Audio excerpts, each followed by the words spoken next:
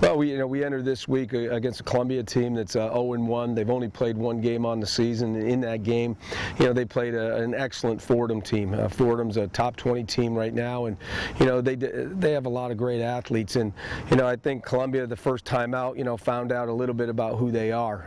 It's a game that we want to continue to build on the success that we had last week and continue moving forward. The biggest thing is trying to determine what their identity is and who they really are as an offense and defense.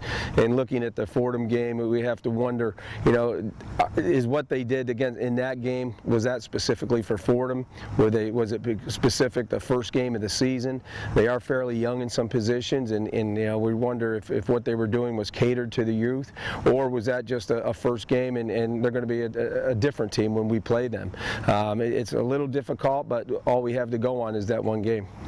I think our offensive line is starting to play extremely well. That's 3 veteran players with 2 first-time starters in the mix, and I think, after 3 games, they kind of really came together and started to gel and play as a unit.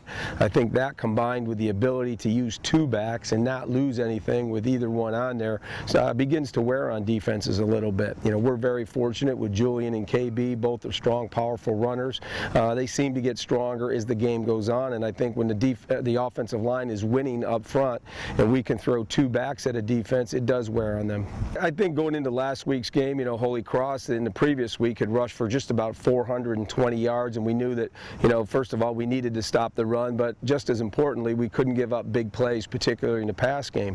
That is something that, kind of victimized us in the first 3 weeks, and I thought last week we did a very good job of both of those things, controlling the run game and not giving up any big plays, and that's what we have to continue to do. We've got to control the line of scrimmage. They have a very talented running back, and we can't allow any big plays.